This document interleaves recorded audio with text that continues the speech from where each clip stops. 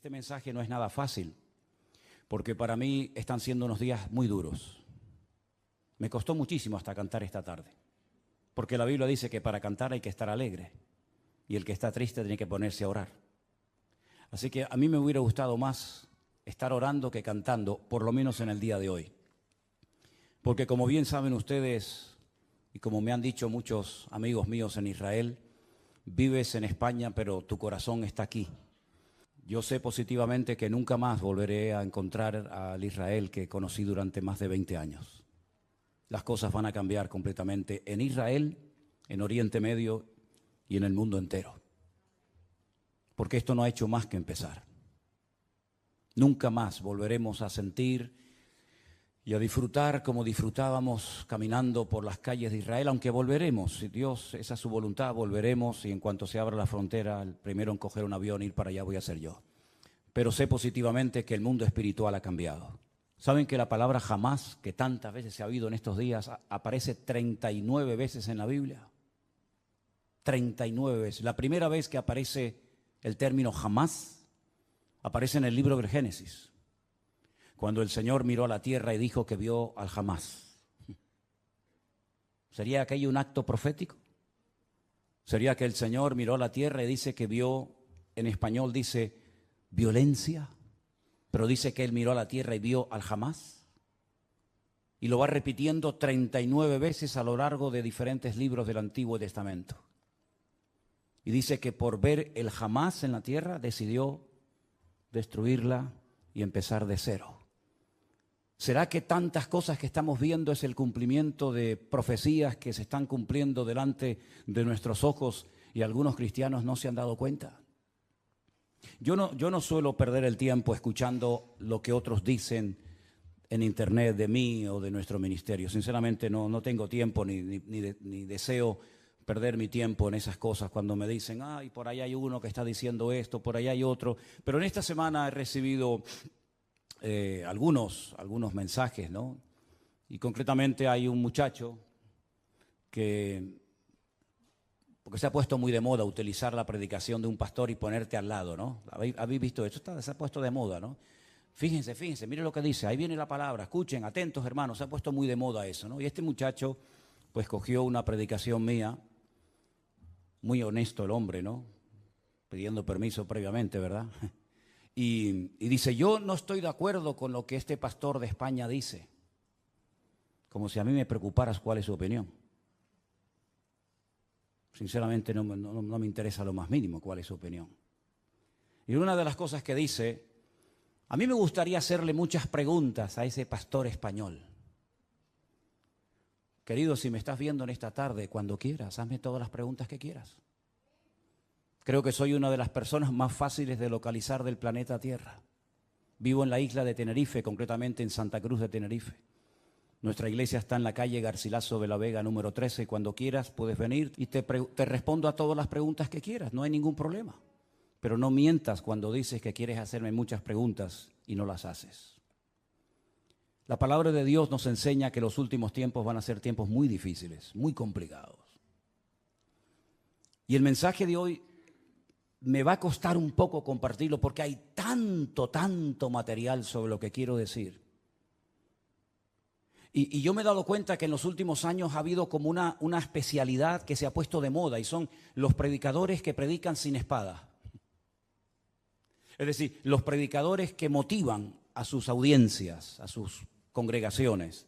Y claro, cuando oyes a esos hombres con ese léxico, con esas palabras, con ese carisma que tienen, la gente sale allí inflada, ¿no? Porque, claro, son mensajes que no te comprometen, son mensajes donde todo es serás y tendrás y serás. Dios está contigo, te va a bendecir, te va a abrir puertas, etcétera, etcétera, ¿no? Pero ¿cuántos mensajes han oído usted a lo largo de su vida sobre un tema que ahora les voy a preguntar si ustedes creen en eso o no? La ira de Dios. Yo solamente escuché un mensaje en toda mi vida y acabo de cumplir 62 años, desde los 16, 17 años estoy sirviendo al Señor de una manera u otra. En toda mi vida escuché a una persona que predicó un día sobre este tema tan controversial de la ira de Dios y casualmente fue en esta iglesia, en este mismo púlpito. ¿Se acuerdan ustedes aquel muchacho peladito cubano? ¿Se acuerdan? Él predicó un día sobre la ira de Dios y fue un mensaje excelente. Y después cuando terminó le dije, no es fácil predicar de esto. No es fácil porque nadie está orando para tener a Dios de espalda a nosotros. A nadie le agrada ver tragedias y muertes y guerra. A nadie le agrada. No estamos orando para que esas cosas sucedan. Generalmente nuestras oraciones son, Señor, cuídanos, protégenos, bendícenos, ayúdanos. Pero sabemos que nuestro Dios es un Dios de amor, un Dios de misericordia, pero también se enfada. Y yo veo a Dios cuando su Hijo unigénito, el Señor Jesucristo, cargó el pecado de todos y cada uno de nosotros. El Señor Jesucristo dijo, ¿por qué me has desamparado? Dios dejando a su Hijo solo en la cruz. Porque en ese momento su Hijo era el pecado personificado de toda la humanidad. Si abandonó a su Hijo temporalmente por la situación del momento, ¿cómo no habrá momentos puntuales en la vida de las naciones y de los seres humanos en los que Dios dice, basta, estoy harto, estoy cansado? La pregunta que les quiero hacer es, ¿ustedes creen que este tema de la ira de Dios es un mito, es una fábula, es una metáfora, es algo de lo cual se habla, pero que en el fondo no es realmente así? Dios no se enfada, Dios no se enoja. Hay momentos en los que es verdad, Dios bendice, hace milagros, saca a su pueblo de la esclavitud, les da el maná, los protege de los enemigos, pero también hay un montón de versículos, cientos, miles de textos, donde Dios dijo, cuando claméis no os voy a oír, porque cuando yo llamé no me respondisteis, y estoy harto de vuestros holocaustos y de vuestras ofrendas y de vuestras fiestas solemnes. Y por cuanto llamé y no quisisteis, vuestra casa quedará desierta. Y si te parece poco, hay un libro que contiene unas palabras que son impresionantes, son tremendamente impactantes y durísimas. Permítame que se las lea. Ahora les digo dónde voy a estar leyendo. Acuérdate, oh Señor, de lo que nos ha sucedido. Mira nuestro oprobio.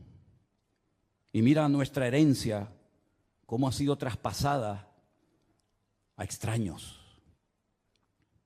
Nuestra piel se ha ennegrecido como un horno a causa del hambre.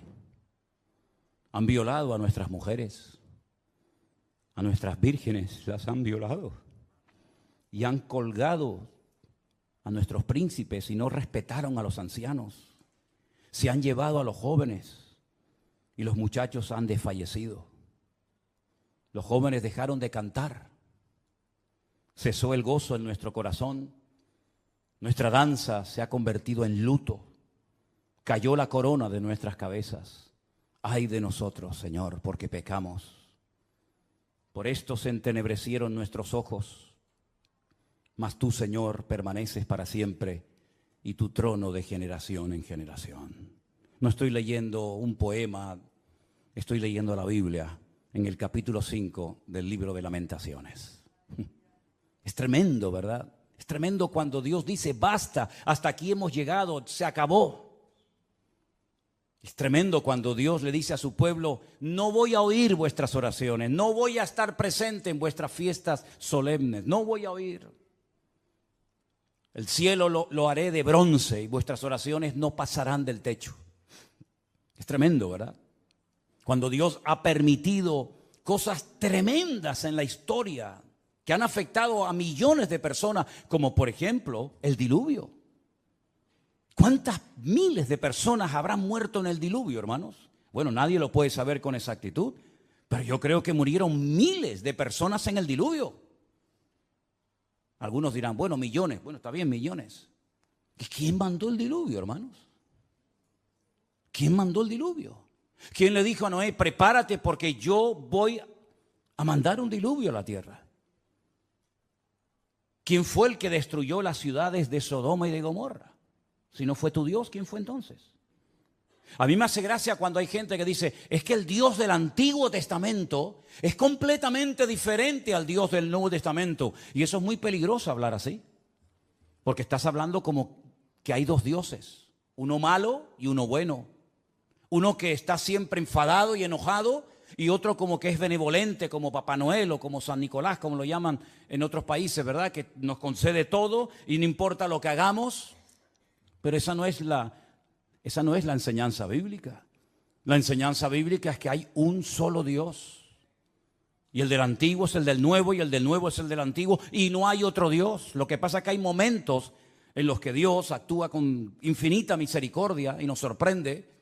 Y a pesar de nuestras rebeliones y desobediencias nos cuida y nos bendice, pero dice, y lo he leído varias veces en esta semana, no lo hago por ustedes, que os quede claro, no lo hago por vosotros, sino para que mi nombre no siga siendo pisoteado y blasfemado entre vosotros. ¿Se da cuenta?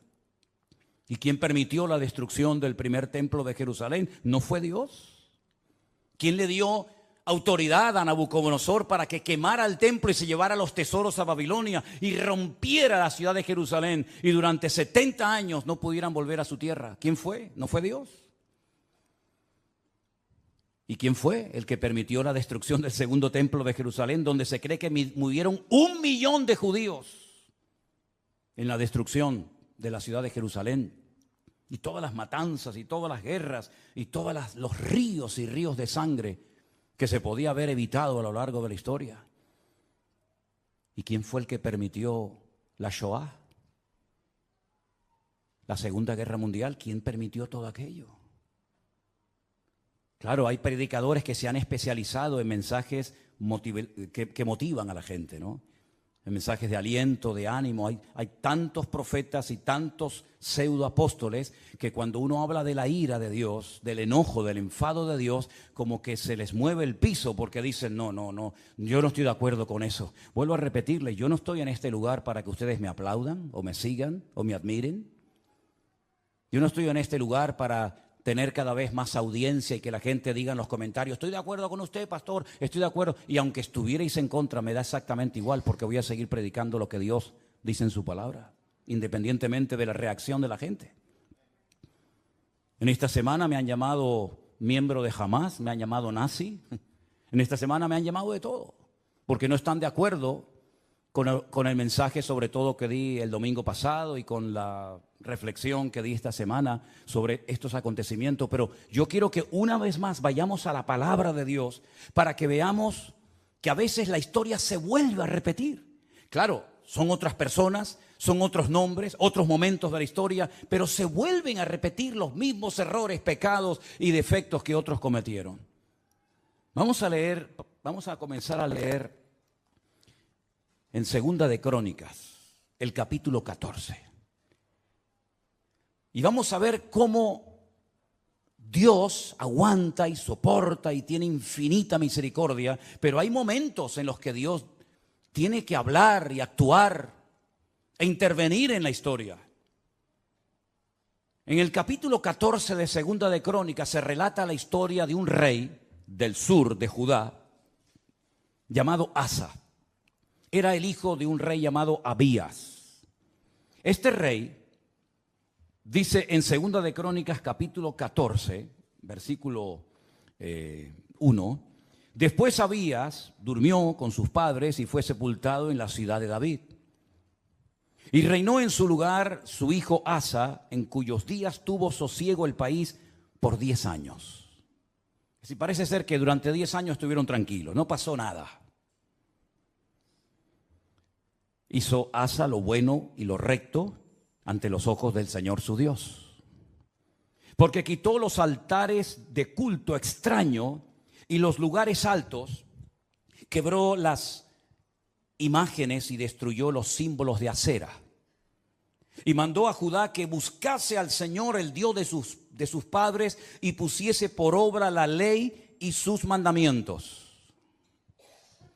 Quitó asimismo de todas las ciudades de Judá los lugares altos y las imágenes, y estuvo el reino en paz bajo su reinado. Edificó ciudades fortificadas en Judá, por cuanto había paz en la tierra y no había guerra contra él en aquellos tiempos, porque el Señor le había dado paz. Dijo por tanto a Judá, edifiquemos estas ciudades y cerquémoslas de muros con torres, puertas y barras, ya que la tierra es nuestra, porque hemos buscado al Señor nuestro Dios, le hemos buscado y Él nos ha dado paz por todas partes. Edificaron pues y fueron prosperados. Si se terminara la historia de Asa con este versículo, podríamos decir que Asa fue un buen rey. Porque dice la Biblia que hizo lo bueno ante los ojos de Dios. Pero ¿dónde se prueba la fe verdadera de un creyente? ¿En la paz, en la calma, en la quietud, en la prosperidad? No. Ahí todo, mientras todo va bien, todo el mundo funciona y todo el mundo está contento. Dice que él era bueno delante de Dios y comenzó a hacer una serie de reformas y comenzó a fortificar ciudades y comenzó a hacer obras muy interesantes, muy buenas, necesarias también. Pero porque había paz, no había guerra en el país. Pero llegó el momento que las cosas cambiaron. Y tuvo también Asa ejército con escudos y lanzas. Tuvo de Judá 300,000. Es curioso, ¿no? El mismo número de reservistas que Israel ha movilizado en estos días, 300,000. Y de Benjamín 280,000, es decir, tenía 580,000 soldados entre su tribu y la tribu de Benjamín, que traían escudo y entensaban arcos, todos hombres diestros. Versículo 9. Salió contra ellos Zera, etíope, con un ejército de 1,000,000 de hombres. 1,000,000 de hombres. Y además tenían 300 carros y vino hasta Maresa. Entonces salió Asa contra él, ordenaron la batalla en el valle de Cefata junto a Maresa, y clamó Asa al Señor su Dios y dijo, escuchen la oración: oh Señor, para ti no hay diferencia alguna en dar ayuda al poderoso o al que no tiene fuerzas. Ayúdanos, Señor Dios nuestro, porque en ti, ¿qué dice?, nos apoyamos, y en tu nombre venimos contra este ejército. Casi igual que las palabras que David pronunció cuando fue a pelear contra el gigante Goliat. Tú vienes contra mí con espada y jabalina, mas yo voy contra ti en el nombre de mi Dios. Ahora Asa casi dice lo mismo. Ayúdanos, porque en tu nombre venimos contra este ejército. Oh Dios, tú eres nuestro Dios. Que no prevalezca el hombre contra nosotros. ¿Qué pasó? Que el Señor, Jehová, deshizo a los etíopes delante de Asa y delante de Judá, y huyeron los etíopes, que eran 1,000,000 de hombres armados hasta los dientes, y además 300 carros de combate. Era humanamente imposible hacer frente y vencer a este poderosísimo enemigo, porque la desproporción era enorme. Tenían 580,000 hombres, pero el enemigo viene contra ti con 1,000,000 de soldados y no vas a poder hacer frente a esta guerra. ¿Qué fue lo que hizo Asa? Orar. Señor, ayúdanos. Nos apoyamos solamente en ti. Dios le respondió, ¿sí o no?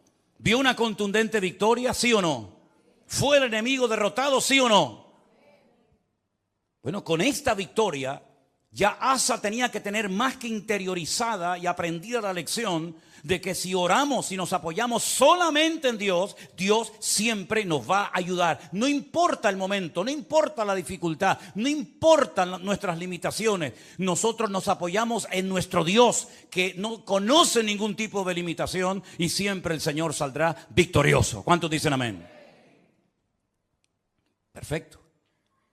Al poco tiempo, capítulo 15, vino un tal Azarías, hijo de Obed, un profeta digamos ambulante, no muy conocido, pero dijo cosas muy interesantes.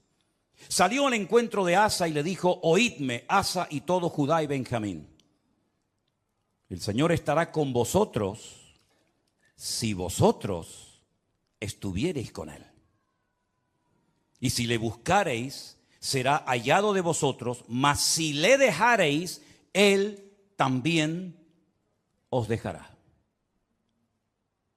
Esto funciona así. Muchos días ha estado Israel sin verdadero Dios, sin sacerdote que enseñara y sin ley. Pero cuando en su tribulación se convirtieron a Jehová, el Dios de Israel, y le buscaron, él fue hallado de ellos. ¿Cuántos dicen amén? Es decir, la palabra que el Señor le está dando a través de este profeta al rey Asa es tremenda. Si siguen en esta línea, si siguen apoyándose en el Señor, si siguen confiando en Él y en su palabra, si no se apartan de su ley, de sus mandamientos, el Señor estará con vosotros. Ya os lo ha demostrado clarísimamente. No importa si viene 1,000,000 o 5 o 20, da igual. Tú mismo, rey Asa, has dicho en tu oración que tú ayudas tanto al poderoso como al que no tiene ninguna fuerza. Porque el ejército o la victoria no depende de nosotros, sino depende del Señor, porque no es con espada, no es con ejército, es con mi Santo Espíritu, dijo el Señor. Y él lo vio, el Señor se lo demostró. Este hombre se animó tanto con aquella palabra, con aquella contundente victoria, que siguió haciendo cambios y siguió haciendo reformas tremendas en todo el país. La Biblia dice que llevó al pueblo a un momento, a una reunión muy solemne, versículo 11, o 10 si quieren. Dice que se reunieron en Jerusalén en el mes tercero del año 15º del reinado de Asa, y en aquel mismo día sacrificaron para el Señor del botín que habían traído, escuche esto, 700 bueyes y 7,000 ovejas. Aquello tenía que ser un río de sangre terrible. Sacrificar 700 bueyes y 7,000 ovejas, aquello tuvo que ser algo impresionante. Pero a él no le importaba darle todos estos sacrificios al Señor, porque él estaba contento, él estaba agradecido, porque él había visto la mano de Dios poderosa. Y además dice que prometieron, versículo 12, solemnemente que buscarían a Jehová, el Dios de sus padres, de todo su corazón y con toda su alma. Lo juraron delante de Dios. Se tomaron en serio este juramento. Y cualquiera que no buscase al Señor, el Dios de Israel, que muriera, fuera grande o pequeño, hombre o mujer. Juraron al Señor con gran voz y júbilo, al son de trompetas y bocinas. Y todos los de Judá se alegraron en este juramento, porque de todo corazón lo juraban y toda su voluntad lo buscaban, y fue hallado de ellos, porque el Señor les dio paz por todas partes. ¿Cuántos dicen amén? Va bien la historia, ¿no? Va bien, vamos bien, vamos bien. El hombre está siendo bendecido, el hombre está siendo usado, Dios está dando paz, Dios está respondiendo a su oración, el enemigo está siendo derrotado y humillado. Vamos bien, gloria a Dios, gloria a Dios. Hace una cosa muy interesante. Estaba el hombre tan entusiasmado y tan contento con su Dios que hasta a su propia madre la puso en su sitio. Miren lo que le dice a su madre, o lo que hace con su madre en el verso 16. Aún a Maaca, la madre del rey Asa, cuidado, no era una cualquiera, era su propia madre, la depuso de su dignidad, porque había hecho una imagen de acera, y Asa destruyó la imagen y la desmenuzó y la quemó junto al torrente del Cedrón. A su propia madre le dijo: no voy a permitir, por muy madre que seas de mí, que tengamos entre nosotros una imagen de esta acera. La destruyó, la desmenuzó y le prendió fuego en el torrente de Cedrón, ese torrente, ese barranco que hay entre el monte Moriah del templo y el monte de los olivos. Le prendió fuego. Y en el versículo 18 dice que trajo a la casa de Dios, al templo, todo lo que su padre había dedicado y lo que él había consagrado. Y dice: plata, oros, utensilios, llevó un montón de cosas. La generosidad brotó en su corazón. Y dijo: voy a llevar a la casa de Dios, al templo, oro y plata y utensilios de todo tipo. Tremendo. Si terminara, repito, la historia del rey Asa con este capítulo, podríamos marcharnos a casa diciendo: gloria a Dios, por fin nos encontramos un buen rey. Porque lamentablemente no todos fueron buenos, hubieron algunos que fueron terribles. Pero este por lo menos fue bueno. Pero es que la historia continúa. La historia nos lleva al capítulo 16, donde dice que en el año 36 de su reinado, tuvo mucho tiempo como rey, subió Baasa, el rey de Israel, el que estaba en el norte. Ya el país se había dividido, recuerden esto, hermanos. Estaba Judá al sur con la tribu de Benjamín, y las 10 tribus al norte adoptaron el nombre de Israel. Y entonces el rey de Israel, en este caso se llamaba Baasa, va contra él, fortifica la ciudad de Ramá para no dejar salir ni entrar a ninguno ¿Y qué es lo que hace Asa? Se supone que tenía que hacer exactamente lo mismo que ya había hecho y que le había dado tan buenos resultados, ¿sí o no? Orar, clamar al Señor, apoyarse en el Señor y poner en práctica el juramento que habían hecho. Nos apoyaremos en ti, confiaremos en ti. Lamentablemente no hizo eso, no lo hizo. ¿Qué es lo que hace? Sacó Asa la plata y el oro de los tesoros de la casa de Dios. Es decir, ayer los entregué al Señor, hoy los vuelvo a tomar. Ayer los consagro para uso exclusivo del templo y ahora tomo todo eso que no es mío, son parte de los tesoros de la casa de Dios, y lo que hace es que se los envió a un tal Ben-Hadad, rey de Siria, que estaba en Damasco. ¿Y este qué pinta aquí? ¿Quién es este rey de Siria, este tal Ben-Hadad? ¿Qué pinta este hombre en todo esto? Bueno, le dijo: hay alianza entre tú y yo como la hubo entre tu padre y mi padre. He aquí yo te he enviado plata y oro para que vengas y deshagas la alianza que tienes con Baasa, el rey de Israel, a fin de que se retire de mí. Consintió Ben-Hadad con el rey Asa y envió los capitanes de su ejército contra las ciudades de Israel y conquistaron Gijón, Dan, Abel-Maín, las ciudades de aprovisionamiento de Neftalí. Y oyendo esto, Baasa cesó de edificar a Ramá y abandonó su obra. Entonces el rey Asa tomó a todo Judá y se llevaron de Ramá la piedra, la madera con la que Baasa edificaba, y con ella se edificó la ciudad de Jeba y Amizpa. Problema solucionado. Ya está. Pero esto no fue agradable ante los ojos de Dios, porque aunque humanamente hablando se salió con la suya, le doy dinero a un rey de Siria, Ben-Hadad, para que me apoye en la guerra, para que se ponga en contra de mi enemigo. Yo le pago, yo le doy una cantidad enorme de dinero, aunque vacíe la casa de Dios, y así me quedo tranquilo. Pero es que resulta que en aquel tiempo a los profetas, y lo dicen otros textos de la Biblia, se les llamaba videntes, porque eran los que veían, los que leían las circunstancias, los que interpretaban el mundo espiritual. Por eso se les llamaba por un tiempo a los profetas videntes, porque veían más allá de lo natural. Porque lo natural, como he dicho muchas veces, es un reflejo de lo espiritual. Y ahora viene este vidente, este profeta, y le dice al rey Asa: por cuanto te has apoyado en el rey de Siria y no te apoyaste en el Señor tu Dios, por eso el ejército del rey de Siria se escapó de tus manos. Los etíopes y los libios no eran un ejército numerosísimo con carros y mucha gente de a caballo. Le recuerda el pasado, le recuerda la historia, lo que Dios hizo por él. Con todo, porque te apoyaste en Jehová, Él los entregó en tus manos. Porque los ojos del Señor contemplan toda la tierra para mostrar su poder a favor de los que tienen corazón perfecto para con Él.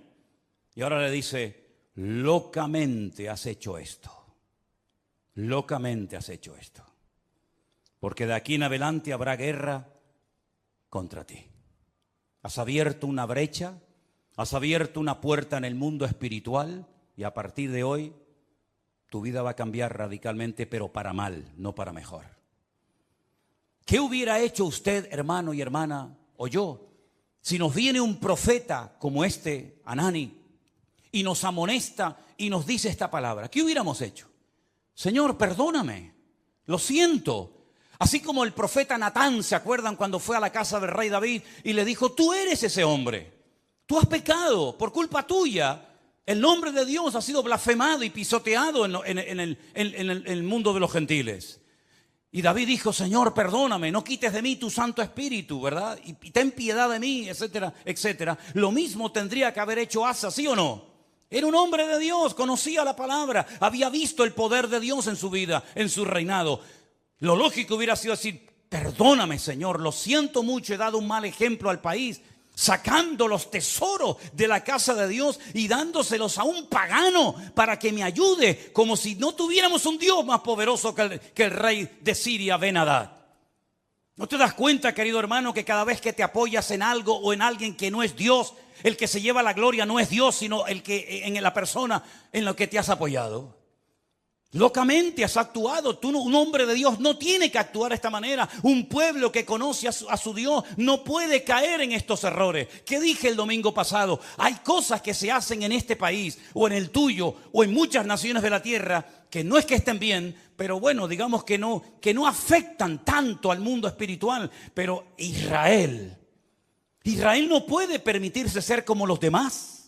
Israel no puede imitar a los demás perdiendo su identidad, apoyándose en lo que nunca tenían que haberse apoyado y olvidándose de su Dios. Porque Israel no es un país cualquiera. Israel tiene que ser un punto de referencia para todo el mundo. Tiene que ser una luz entre las naciones, que ese fue el propósito por el cual, o uno de los propósitos por el cual Dios los llamó. Así que has actuado locamente porque tú tenías que haberte apoyado en el Dios Todopoderoso, que te ha demostrado que es un Dios poderoso y que no importa si vienen 1 millón o 20 contra ti, el Señor te va a librar. Y como hemos cantado esta tarde, y espero que no solamente haya sido una canción, sino algo que tenemos claro en nuestra vida: por un camino vendrán y por 7 huirán. Y él sabía ese versículo que hemos cantado en esta tarde. Pero ¿qué pasó? Versículo 10. Se enojó Asa contra el vidente. Se enfadó contra el profeta. Lo mete en la cárcel porque se encolerizó grandemente a causa de esto. No le hizo gracia la palabra del profeta Hanani. No le gustó. Oprimió Asa en aquel tiempo a algunos del pueblo. Mas he aquí los hechos de Asa, primeros y postreros, están escritos en el libro de los reyes de Judá y de Israel. Ahora escucha bien. En el año 39, pocos años después de su reinado, este rey enfermó gravemente de los pies. Y en su enfermedad, ¿a quién buscó? A los médicos. Como diciendo, ni en mi enfermedad me voy a humillar delante de Dios. No está mal ir a los médicos, ni mucho menos. El Señor dice en su palabra: yo envío sanidad y medicina a mi pueblo. Pero la actitud de Asa es de soberbio, es de arrogante, es decir, estoy enfermo, si clamara al Señor, Dios me podría sanar, pero no lo voy a hacer, porque no quiero saber nada de ese Dios. Y dice que en su enfermedad buscó a los médicos en vez de a Dios. Al final, murió. En el año 41 de su reinado, lo sepultaron en los sepulcros que él había hecho para sí en la ciudad de David. Lo sepultaron en un ataúd y le llenaron de perfumes y de diversas especies aromáticas preparadas por expertos perfumistas, e hicieron un gran fuego en su honor. Perfumes para el muerto. Y ahí se acaba la vida y el reinado de Asa. ¿Qué les parece? ¿Qué les parece? Bueno, esto al fin y al cabo es una historia del pasado, de la cual podemos extraer ciertas y determinadas aplicaciones y lecciones para nuestra vida. Pero ¿saben qué? El hombre no aprende. El hombre no aprende. Sigue cometiendo los mismos errores, los mismos pecados, y en vez de apoyarse solamente en Dios, que los ha librado tantas veces de ser destruidos y tragados por sus enemigos, vuelven a apoyarse en ejércitos extranjeros, en la ayuda de hombres, en vez de apoyarse única y exclusivamente en su Dios. Hemos leído en esta tarde, espero que hayan prestado atención: el Señor es mi luz y mi salvación. No temeré lo que me pueda hacer el hombre. Ellos tienen una palabra que dice: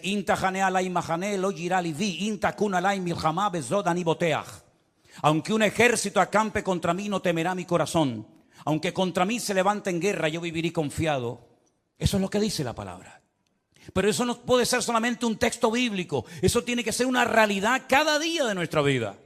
Dejemos por un momento a Israel a un lado. Tú, cuando tienes problemas económicos, y cuando tienes problemas matrimoniales, o cuando tienes problemas de cualquier otra índole, ¿en quién te apoyas? ¿En quién pones tu confianza? A ver si nos va a pasar lo mismo que a Asa. El Señor libró a su pueblo de la esclavitud. Podían haber muerto todos en Egipto. De hecho, estaban lanzando a los niños al río Nilo para que murieran. Podían haber muerto en el cautiverio en Babilonia. De hecho, dice que algunos de ellos los lanzaban a hornos de fuego y a otros los lanzaban a fosos llenos de leones.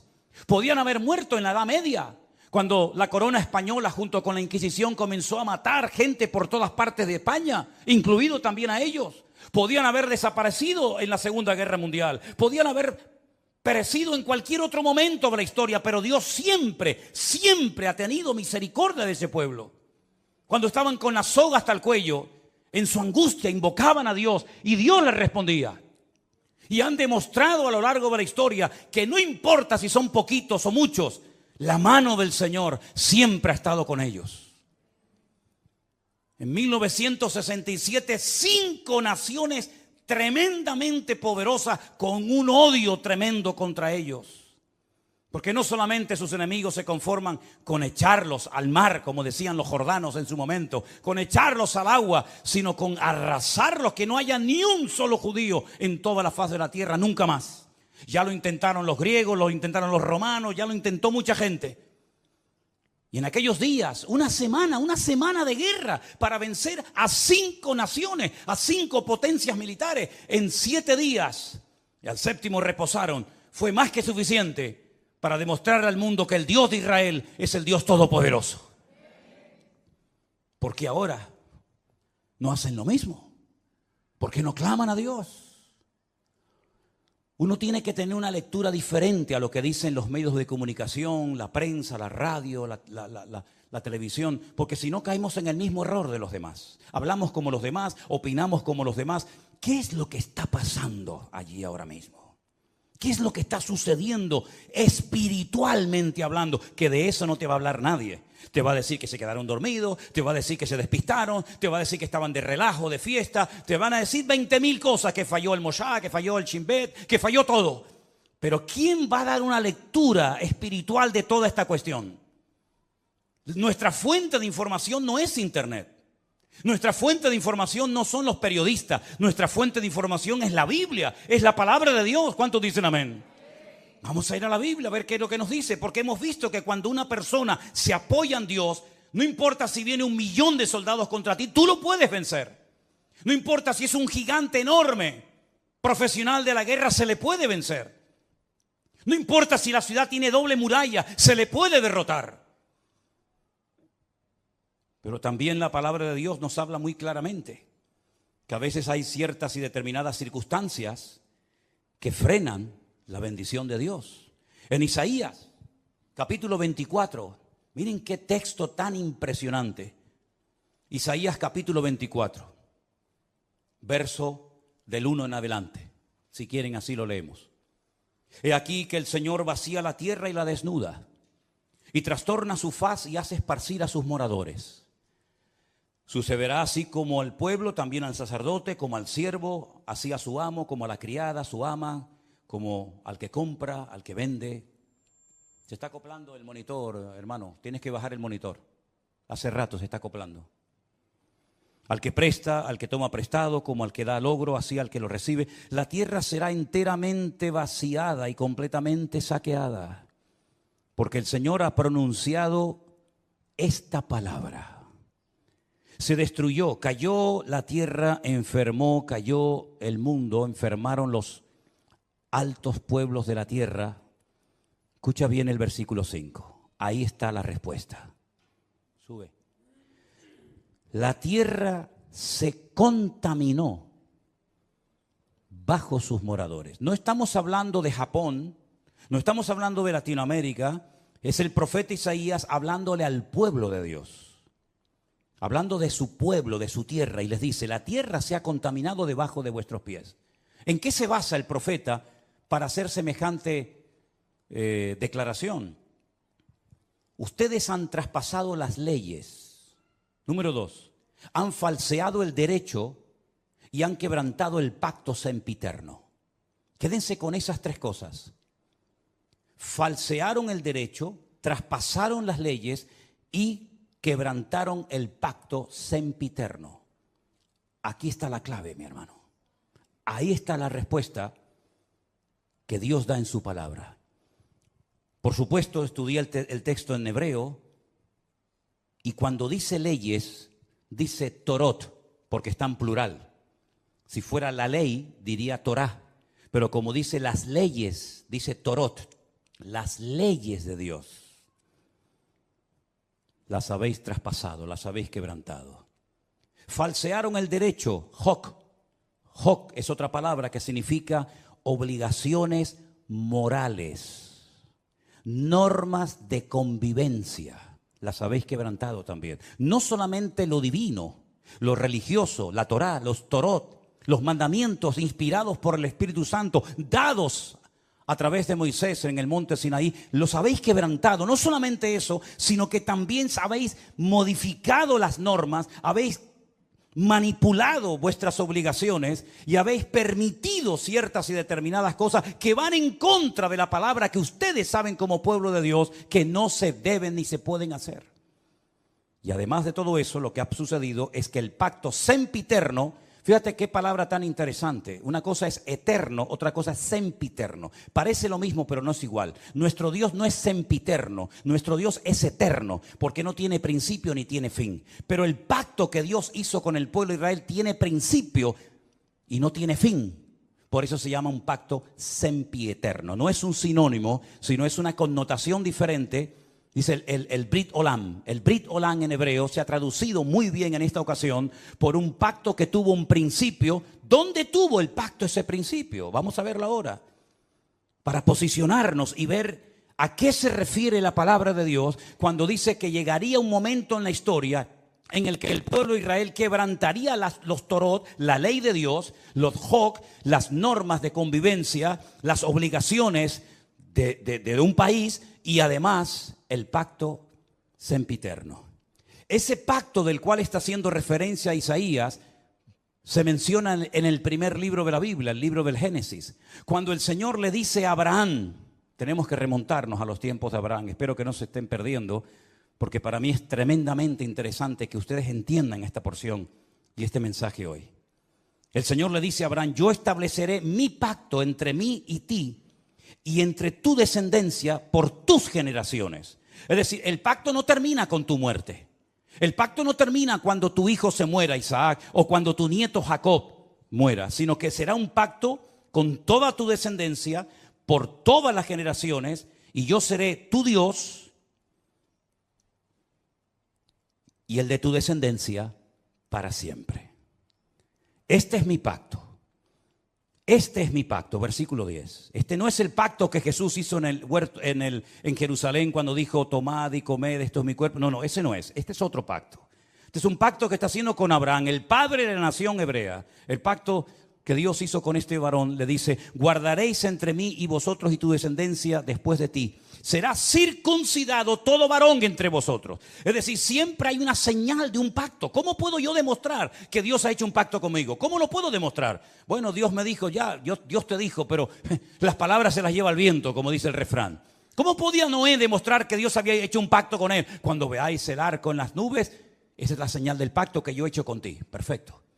¿Y cómo podía Abraham demostrar, o la descendencia de Abraham, que Dios había hecho un pacto con ellos, que los había escogido de entre todas las naciones? Esta será la señal del pacto. Circuncidaréis la carne de vuestro prepucio y os será por señal entre mí y vosotros. A la edad de 8 días, luego no es un pacto con la nación islámica, con los árabes, porque los árabes se circuncidan a los 13 años. Y los judíos circuncidan a sus hijos a los 8 días. ¿Te das cuenta? El pacto va a ser una señal que vas a llevar toda tu vida en tu carne, en tu cuerpo. Y se la tienes que hacer al bebé a los 8 días. Por vuestras generaciones. El nacido en casa, el comprado por dinero, también los extranjeros que no fueren de tu linaje. Debe ser circuncidado el nacido en tu casa, el comprado por dinero. Estará mi pacto en vuestra carne por pacto perpetuo. El varón incircunciso, el que no hubiere circuncidado la carne de su prepucio, aquella persona será cortada de su pueblo, ha violado mi pacto. Da igual si son religiosos o no, si son creyentes o no, si son practicantes o no. No hay ni un solo varón de Israel que no sea circuncidado, ni uno. No van a la sinagoga, no leen la Torá, no practican los mitzvot, no se ponen los tefilín, no hacen ningún tipo de manifestación religiosa, pero a nadie se le ocurriría tener un hijo y no circuncidarlo. Eso no se negocia. Aunque te hayas casado con una chica no judía, jamás por amor a tu mujer no judía vas a decir, bueno, al niño no lo circuncidamos. No, lo han hecho en todas partes, en Egipto. En la Segunda Guerra Mundial lo hacían, a escondidas lo hacían, por la prohibición que los reyes católicos pusieron de que no se podía seguir circuncidando. Es la señal del pacto. Todos los hombres en Israel están circuncidados. Llevan en su carne la señal de que están bajo un pacto. Lo entiendan o no, ustedes se han metido debajo de un pacto. ¿Cómo se llama Israel? ¿Cómo se llama ese país? Israel, no. Estado judío de Israel. Es decir, estáis bajo un pacto que Dios ha hecho con vosotros. Y lo creáis o no, lo entendáis o no, ustedes llevan en su cuerpo una marca como señal de que estáis bajo ese pacto. Isaías dice en el capítulo 24 que hemos leído en esta tarde, vosotros habéis quebrantado el pacto. Vosotros habéis traspasado las leyes y habéis falseado el derecho. La ley de Dios no se modifica, no se le quita ni se le añade nada. Ya están los 613 mandamientos en lo que se conoce como la ley, la Torá, el Pentateuco, el Humash, ponle el nombre que usted quiera. 613 mandamientos, no se le quita ni se le pone nada. Si quieres saber cuáles son esos mandamientos, tienes ahí Génesis, Éxodo, Levítico, Número y Deuteronomio. Ahí están todos. Eso ya no se puede tocar. Pero las normas, las reglas, tienen que ir en consonancia con la ley de Dios, ¿sí o no? ¿Quién se tiene que adaptar? ¿El hombre a Dios o Dios al hombre? El hombre a Dios, ¿no? Luego, cuando en la Knesset, ¿qué es la Knesset? La Knesset es el parlamento israelí, donde están todos los partidos políticos, los de derecha, los de izquierda, los árabes, todos están allí. En la Knesset se aprueban leyes y esas leyes tienen que ir en consonancia con la palabra de Dios, porque ustedes están bajo un pacto y lo saben porque llevan la señal de ese pacto en vuestra propia carne. ¿Me siguen o no? Ok. Vamos a conocer al presidente del parlamento israelí. Se los presento a todos ustedes. Ahí lo tienen. El presidente de la Knesset de Israel se llama Amir Ohana, presidente de la Knesset, presidente del parlamento israelí, judío, circuncidado, faltaría más. Veamos lo que nos dice la Wikipedia en su vida personal. El señor Amir Ohana y su pareja Alon Haddad formaron una familia homoparental con un hijo y una hija que concibieron a través de la subrogación gestacional de una mujer de Oregón, Estados Unidos.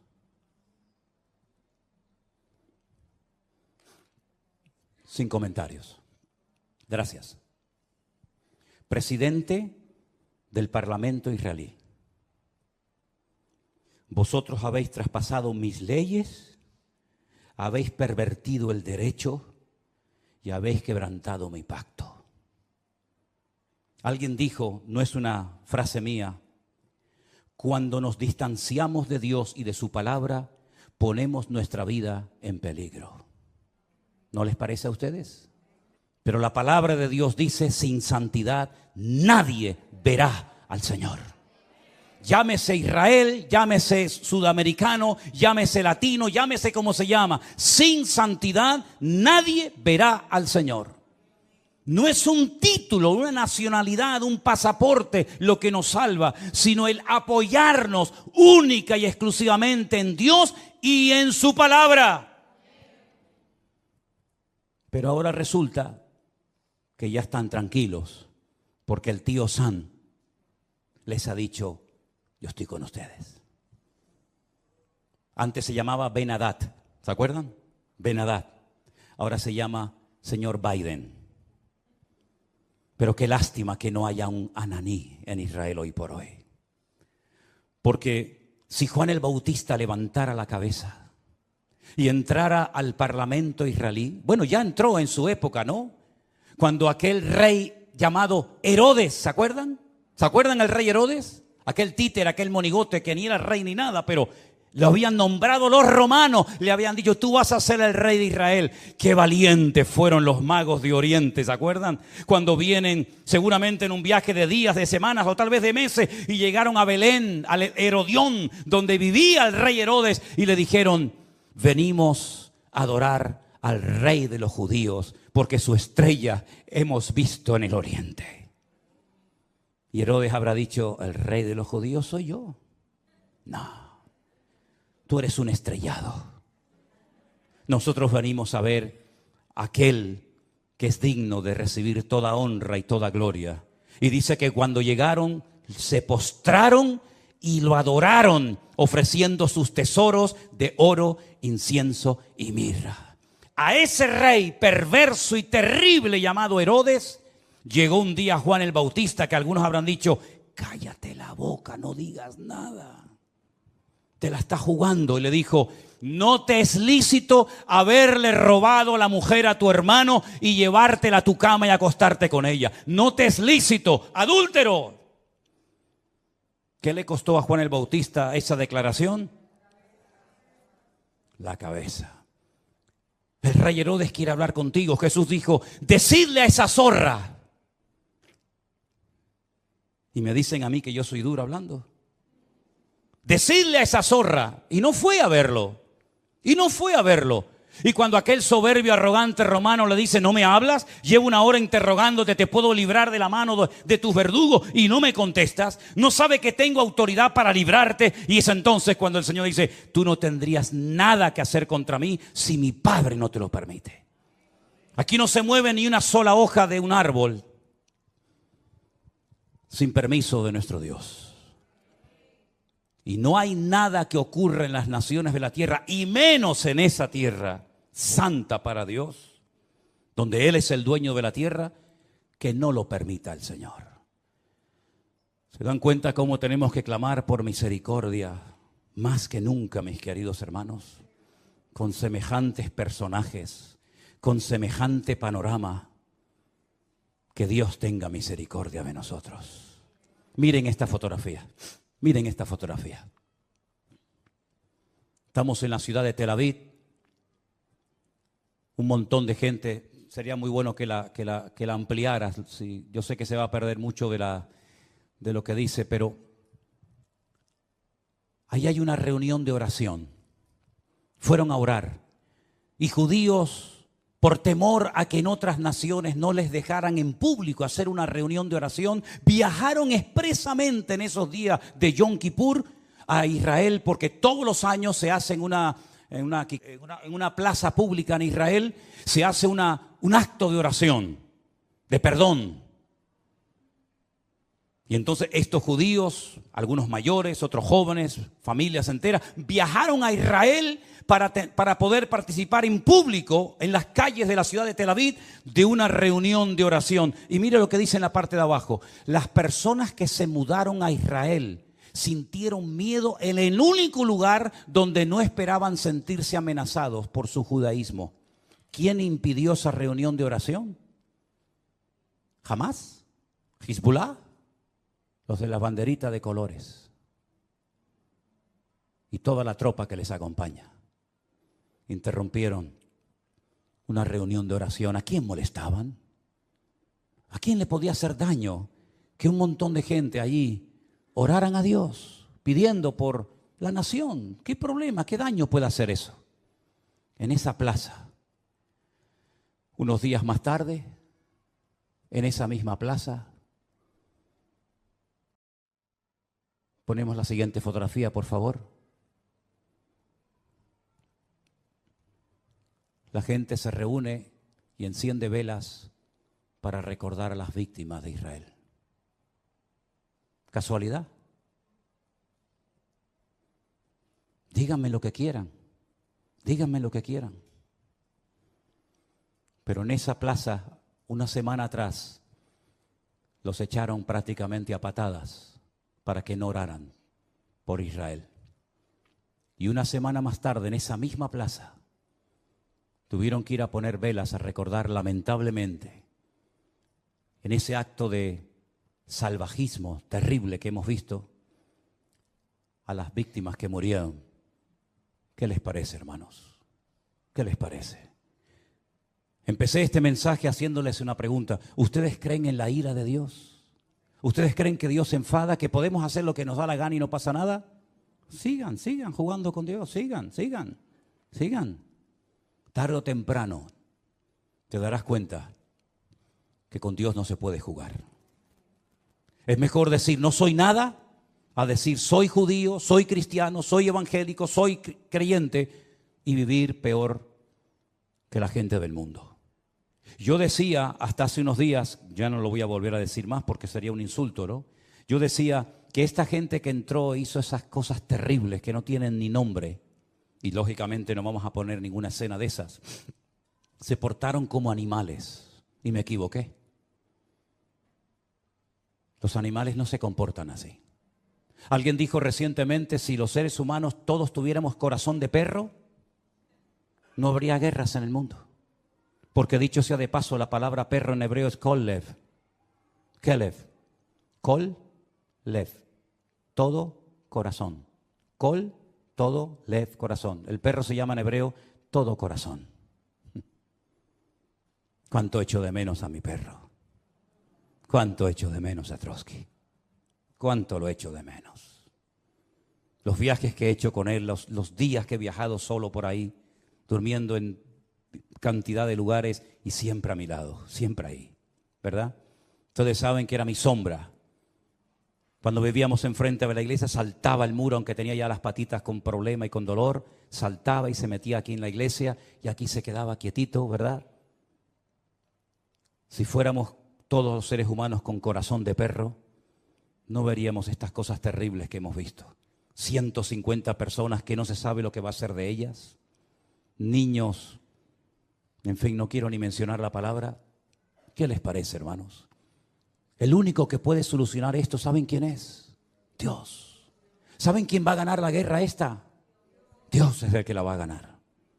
Y si todo esto lleva al hombre a ponerse de rodillas y a pedir perdón, pues gloria a Dios. Porque lean ustedes esta semana Sofonías, lean ustedes Joel, lean ustedes Miqueas, lean ustedes el libro de Jeremías, lean ustedes, hermano, el libro de Lamentaciones y os vais a dar cuenta cuántas muertes, cuántas guerras se podían haber evitado si el pueblo hubiera puesto su apoyo y su confianza solamente en Dios. Y no he mencionado lo peor. Lo voy a mencionar así de pasadas, pero no nos olvidemos que un papa pidió perdón, ya tarde, pero bueno, por lo menos pidió perdón por la Inquisición. Un rey español pidió perdón por haber expulsado al pueblo de Israel de España, robándoles todas sus posesiones y mandándolos con lo puesto. Alemania pidió perdón hace años por lo que había hecho, y mira qué país tan bendecido y tan próspero es Alemania, ¿eh? Pero el pueblo de Israel, que yo sepa, pueblo que amo, y si pudiera ir allí ahora mismo iría, nunca pidió perdón por haber matado a mi amado Señor San Jesucristo. Nunca lo hizo. Es más, su nombre es blasfemado cada día. Entonces, queridos hermanos, ¿tiene o no tiene Dios misericordia de nosotros y de su pueblo Israel? Por lo tanto, mis queridos hermanos, o espabilamos y doblamos nuestras cabezas, o los próximos seremos nosotros. ¿Se acuerdan lo que me dijo aquel rabino en aquel muro aquel día? Ahora es Ucrania, pasado mañana será Israel, después seréis vosotros.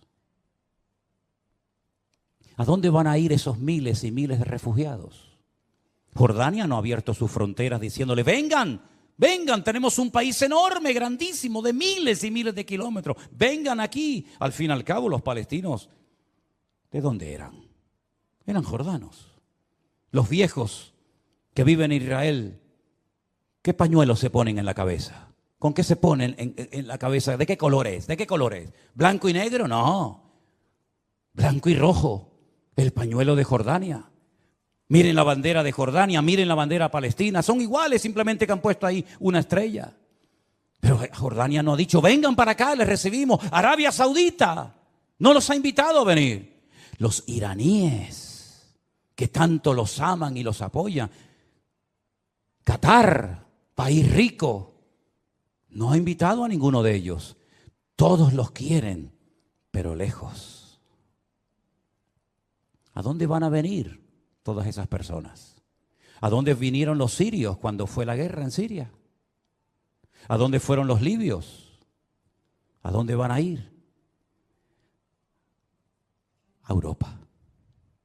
Aquí tienen pagas, aquí tienen comida, aquí tienen todo lo que sus hermanos árabes jamás les van a dar. Así es que he dicho muchas veces, lo mejor está por venir.